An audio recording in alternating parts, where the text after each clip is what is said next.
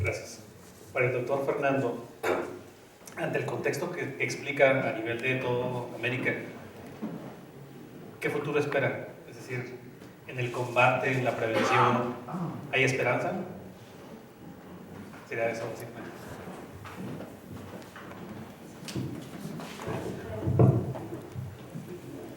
A ver, si seguimos con la idea esta de la tendencia que se vivirá, bueno, que estamos viviendo ahora y que se vivirá un poco más claramente hacia el futuro, yo lo que veo es que el consumo, principalmente de la cocaína, que eso es la droga más importante, a pesar de que no es la que más se consume, pero es la que más recursos económicos genera y es la que termina estructurando este mercado ilegal. Yo creo que ahí me da la impresión que se reposicionaría Colombia, Perú y Bolivia, que son los tres países productores de cocaína y son los mayores productores de cocaína del mundo.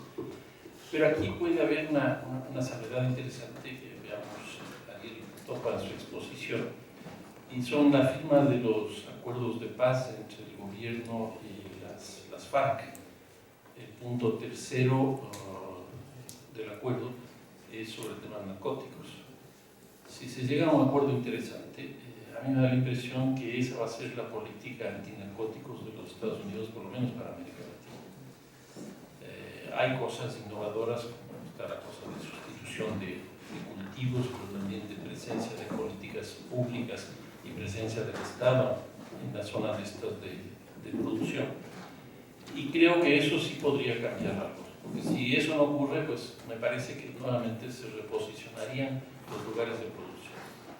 Creo que en el caso de México, si es que el cartel de Sinaloa y otro cartel terminan globalizándose, tendrían que articularse esto. Y me parece que el que ha logrado esa situación, y más o menos esa es la tendencia hacia el futuro, seguirá siendo el cartel de Sinaloa. Habrá que ver qué es lo que ocurre cuando el Chapo Guzmán vaya a los Estados Unidos y si eso pues, genera una reestructuración interna, como ya ha ocurrido en algunos otros casos de ese mercado. Ahora, la impresión que yo tengo es que pasaríamos de las drogas estas naturales, como las entre comillas, hacia las drogas químicas.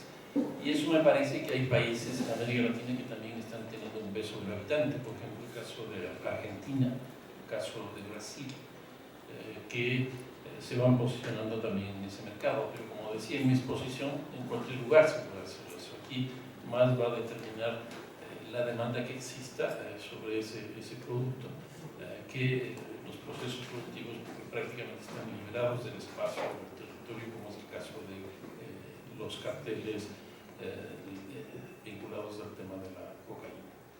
Es muy difícil lo que uno podría ver hacia el futuro, pero la esperanza yo creo que estaría más en el punto tercero del acuerdo de paz en La Habana. Veremos a ver si he estado siguiendo de manera directa todo este proceso, a ver qué nos cuenta al respecto. ¿Hay otra pregunta? Buenas tardes.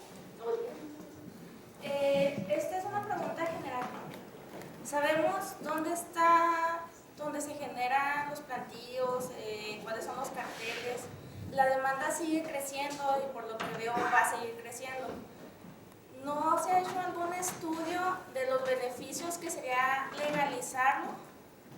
Porque, por ejemplo, en Holanda es legal. Entonces, ¿cuáles son bueno, igual que en Denver hace poco, cuáles son los beneficios económicos y sociales que tiene la droga a la población, al gobierno, a la ciudad?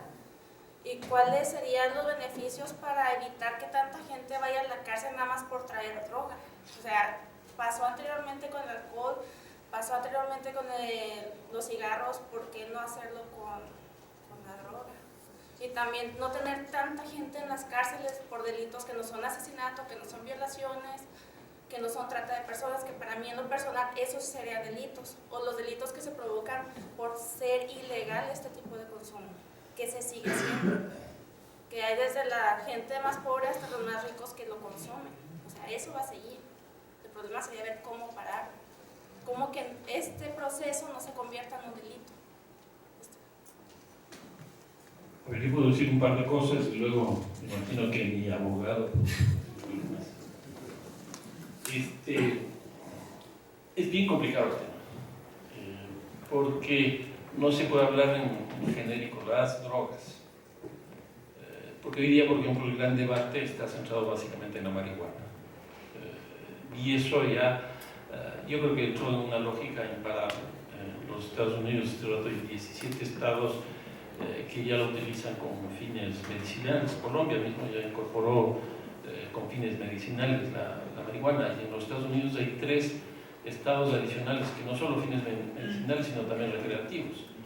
Está el caso Uruguay, que yo creo que es quizás el caso más interesante, a pesar de que en este último tiempo ha tenido una especie de freno, pero el proceso sigue caminando. Entonces, uno debe ver el tipo de drogas. Yo creo que en el caso de la marihuana ya estamos en ese camino. ¿Qué es la droga que más se consume? Pero, por ejemplo, el de la cocaína nadie ha planteado. Y yo creo que ese es el tema central, por lo menos en las drogas estas naturales, o ponerles a las químicas. Después, el otro debate es no solo el tipo de droga, sino las fases del ciclo productivo. El caso del consumo. Yo diría que en América Latina, en algunos casos de facto y en otros jurídicamente ya está despenalizado, porque se permite una dosis mínima de consumo, ¿no es cierto? Pero las otras fases están penalizadas, por ejemplo, lo que significa la comercialización a gran escala, a mediana escala o pequeña escala, y la producción igual. Entonces aquí lo que hay que hacer es una especie de matriz de combinación, tipos de droga y fases del proceso, y ahí ir encontrando qué es lo que se puede legalizar y qué es lo que no se puede legalizar. Mi opinión es que el caso de la marihuana ya está en el camino y que eso es cuestión de tiempo y se resolverá. Mi abogado. No, digamos, sobre estos puntos, evidentemente siempre existen divergencias posibles porque depende mucho de las peculiares posiciones políticas y éticas que uno asuma sobre las sustancias que un individuo introduce en su cuerpo, ¿no? Y de algún modo pone en cuestión el modelo de Estado en el cual uno pretende vivir, la visión acerca del modelo de Estado en el cual uno pretende vivir. Yo concuerdo con Fernando de que existen indicadores interesantes de que en algunos contextos el proceso de una racionalización, a mi juicio completamente evidente, de una política con respecto a las drogas que pasa por justamente su descriminalización, que no tiene que ver con justamente un descenso de los niveles de intervención estatal, sino por el contrario, un ascenso de los niveles de intervención estatal, pero al mismo tiempo con un objetivo mucho más razonable.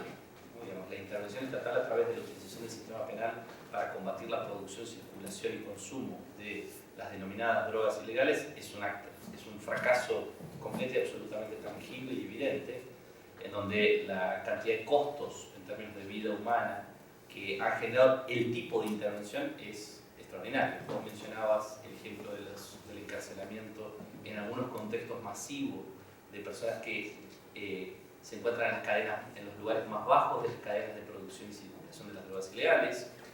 Tenemos el ejemplo de Brasil, en ese sentido, como un ejemplo paradigmático. Buena parte del encarcelamiento de masa hoy en Brasil se debe a la utilización de la legislación sobre drogas ilegales, especialmente la ley del año 2006.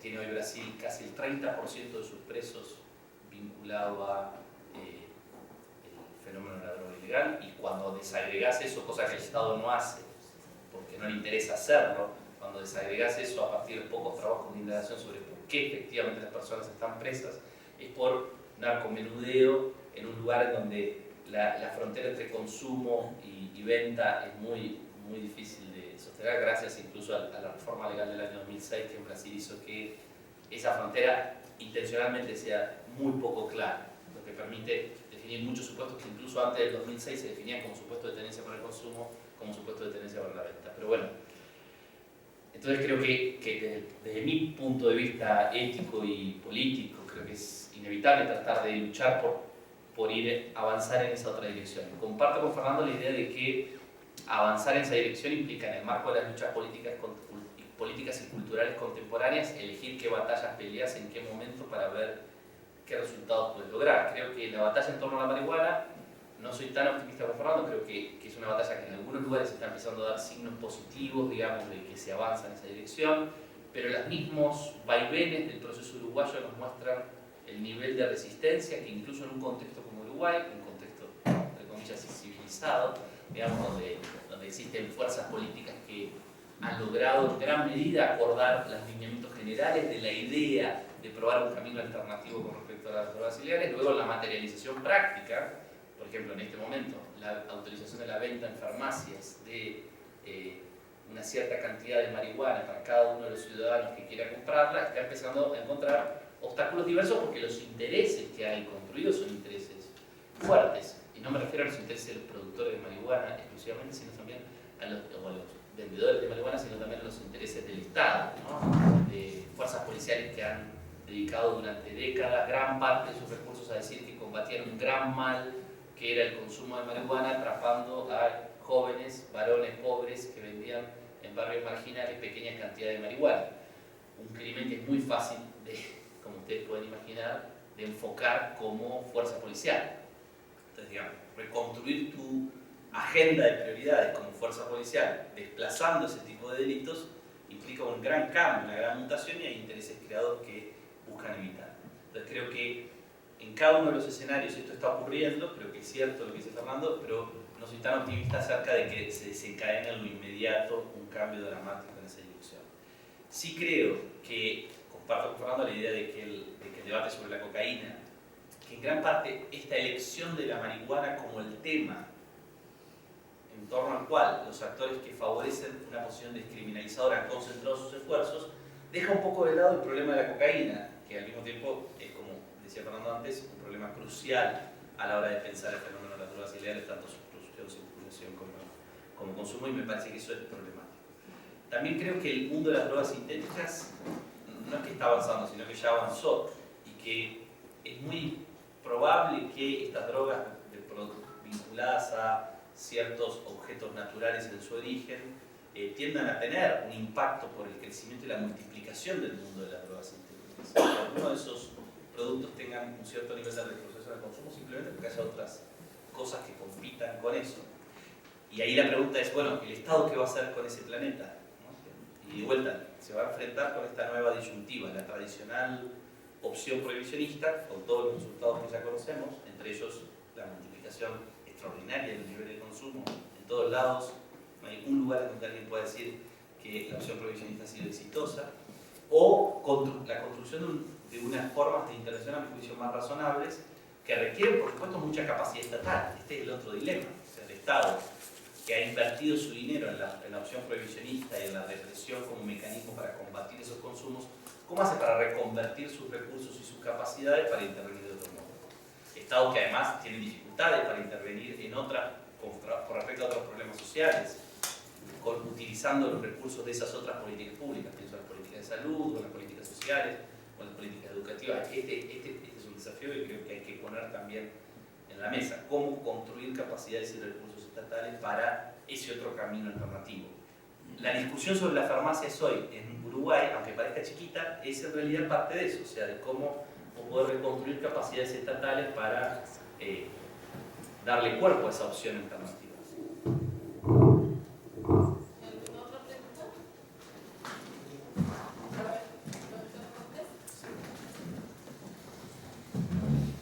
Es una pregunta para Amelia, sobre todo la parte del tema del feminicidio, sobre todo si tú en tu trabajo de investigación has encontrado una relación con el tema de las fronteras y el tema del feminicidio, sobre todo a la luz de lo que ha vivido Ciudad Juárez y que ahora, sobre todo con el contexto mexicano, se habla que, por ejemplo, estados centrales como el Estado de México, ahorita es el estado que tiene las tasas más altas de feminicidios de México. Entonces, sobre todo en esta lógica general de mercados ilegales, fronteras y en presencia de este tipo de fenómenos, como podría ser el feminicidio, si encuentras alguna liga conceptual como resultado de investigación que se está trabajando.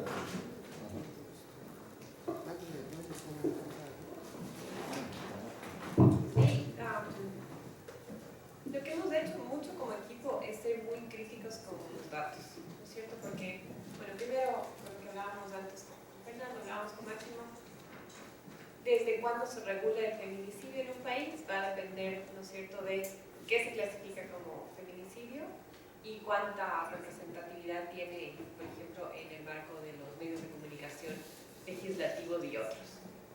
Entonces, conceptualmente, algo que nos ha devuelto el trabajo en el proyecto es localizar el feminicidio como un continuo, porque como se lo ha venido trabajando, es como hechos prácticamente aislados, es decir, de violencias extremas, producidas en territorios geográficos específicos, aunadas, por supuesto, por las desigualdades de las que hablaba. Sin embargo, por ejemplo, Armando Juárez, sabemos que el índice altísimo de mujeres asesinadas no venía inocuo únicamente por las transnacionales de relación, ¿no es cierto?, libre comercio Estados Unidos y México, sino que ya existe y existía una violencia estructural de género interna, íntima, privada, entre comillas, del hogar, ¿no es cierto? Y esa violencia estructural, ¿no es cierto?, es la que a su vez habilita más o menos feminicidios. Entonces, digamos, uno de los hincapiés que estamos haciendo conceptualmente, ¿no es cierto?, como tú dices, César, es evitar primero que se politice al feminicidio, ¿no es cierto? Mencionamos 3 casos como máximo de Ecuador, donde el ministro de Defensa utiliza a su ventaja ideológica partidista el feminicidio, que no tiene nada que ver, ¿no es cierto?, con esta, digamos, forma meticulosa de pensar la violencia estructural de género, sino todo lo contrario, ¿no? Es decir, decide fuera de la legislación qué es femicidio o no, dependiendo si le ayuda o no, básicamente a su agenda política. Entonces, nuevamente, como más allá de mirar, y bueno, ¿no es cierto?, Máximo lo tiene, lo tenemos en términos de representación de hemeroteca. Mientras más temprano vino la legislación de feminicidio, más reportes de feminicidio vas a tener en los medios de comunicación, por ejemplo. Mientras más temprano fue la legislación del feminicidio, más casos reportados de feminicidio vas a tener. Pero eso no necesariamente nos dice cómo las mujeres están siendo más o menos asesinadas y abusadas, porque ya están siendo asesinadas y abusadas previa a la legislación del feminicidio. Entonces el feminicidio tiene al menos dos aristas, ¿no es cierto?, que pueden ser reificadoras de un sistema violento, ¿no es cierto?, de género, y por otro lado visibilizadoras también, ¿no es cierto?, de la violencia. Entonces puede hacer las dos cosas al mismo tiempo, y hay que tener ahí, yo creo que muchas alertas quienes trabajamos en este tema para que no se subsuman únicamente, ¿no es cierto?, nuevamente como desligadas de un continuum de violencia. Entonces lo que hay que atacar es la desigualdad estructural de género cotidiana, naturalizada, que a su vez habilita los países, y por supuesto en las fronteras, mucho más posibilidades de feminicidio y de feminicidio. Y ahí el Estado es clave, ¿no es cierto? Es decir, lo que vemos es muy poca voluntad de los Estados, excepto partidísticamente, en realidad, de mirar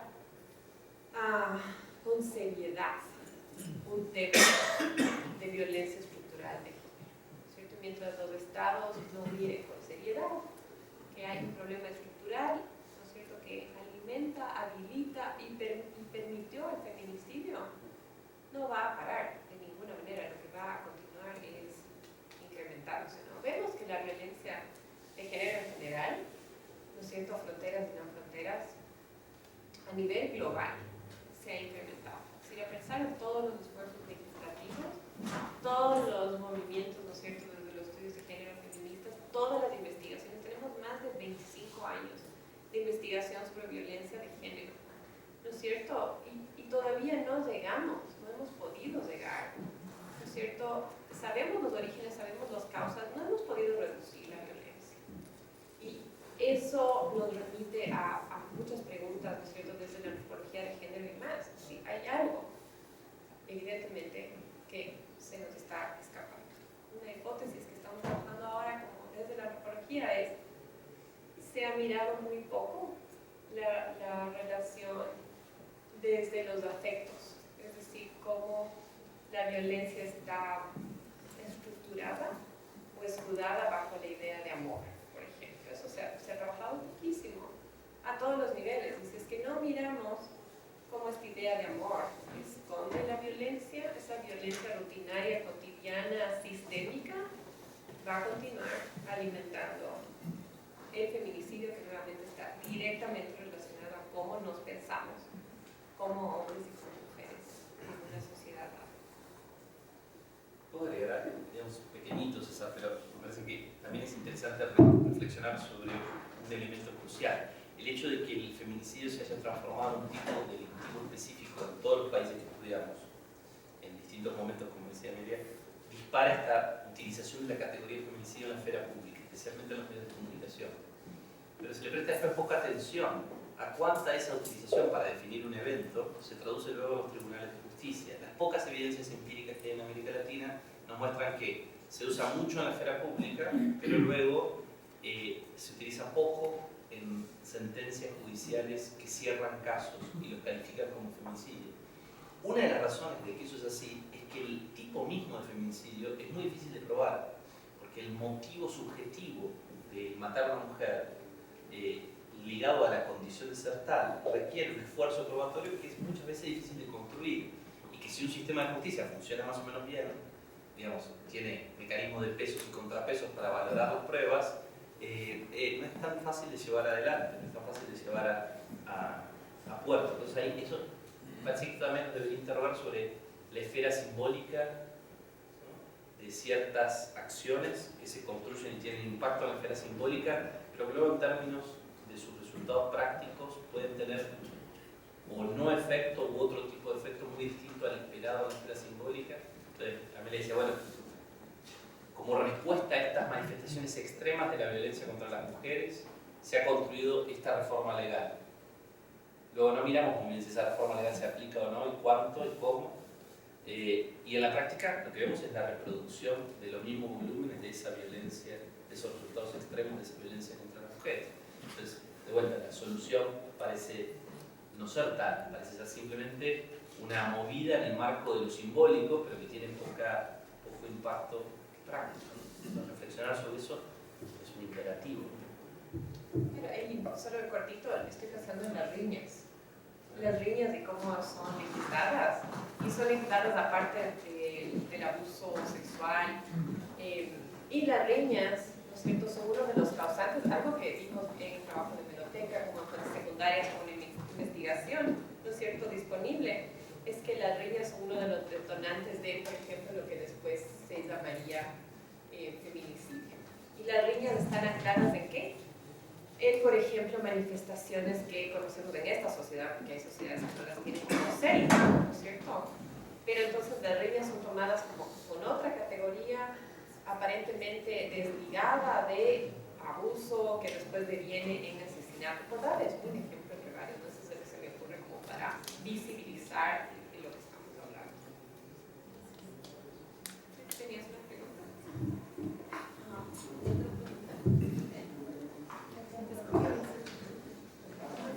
¿Puedo hacer una pregunta? Sí.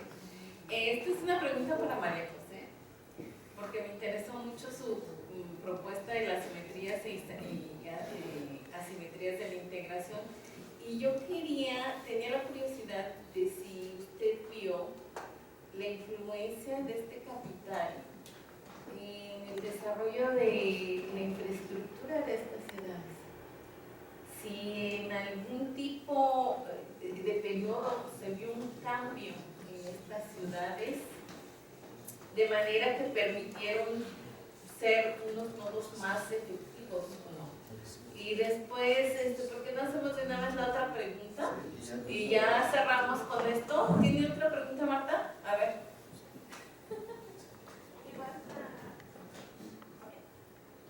¿Han estudiado más que el maltrato a la mujer, más que por el amor, por la dependencia que ella tiene hacia la persona? Porque ¿en qué medida una persona puede seguir soportando un maltrato? Porque un feminicidio me imagino, no soy experta, tiene un récord de maltrato anterior. Y no solamente a ella, puede ser también a los hijos, sean de él o no, porque son personas vulnerables, se supone que ella es una persona vulnerable. ¿En qué medida ella permite ese maltrato? Porque, por ejemplo, en la primera que mi esposo me levanta el oro o me quiere hacer algo, pues yo me defiendo y yo soy autosuficiente. Entonces, pues jamás pasaría. Pero en el caso, por ejemplo, de mi mamá, ella sí permitió que mi papá la golpeara. Pero porque ella pensaba que era inútil, porque eso le decía a mi papá, y porque decía que si él no estaba, nosotros nos íbamos a quedar sin comer, siendo que después ella lo dejó y se dio cuenta que era autosuficiente y que podía hacer las cosas. O sea, ¿en qué medida se ha estudiado eso? La dependencia económica de las personas, de que siguen aguantando por no tener un lugar donde vivir, por no tener un trabajo, por no saber hacer las cosas, por no tener un ingreso. Bueno, muy rápidamente. Lo que sucede es que si nos referimos a los nodos globales, por ejemplo, a las ciudades que se constituyen como nodos globales, el caso de San Lorenzo, digamos, es una ciudad que queda en el límite Ecuador-Colombia, justamente muy cerca del Pacífico, donde no necesariamente, donde sí se concentran ciertas funciones de los mercados ilegales. En el caso del narcotráfico nos damos cuenta que en el primer y segundo quinquenio, digamos del 2000 al 2005 al 2010, cumplía la función, por ejemplo, de acopio del narcotráfico. Después se transforma, bueno, van sumándose funciones y nos damos cuenta que ahora también hay refinamiento. Entonces, en San Lorenzo hay refinamiento y acopio. A lo que voy con esto es a que no siempre las funciones de estos mercados ilegales se ven reflejadas en las infraestructuras urbanas. San Lorenzo básicamente es una ciudad de 60.000 habitantes, donde hay muy poca presencia institucional, hay muy poca presencia del Estado Nacional, hay altísimos índices evidentemente de homicidio justamente por la incidencia de estos mercados ilegales. No hay mucha infraestructura, hay carencia total de servicios urbanos. Entonces nos damos cuenta que no necesariamente, a pesar de que sean unas centralidades para cierto tipo de mercados ilegales, no siempre redunda eso en beneficios de la infraestructura urbana.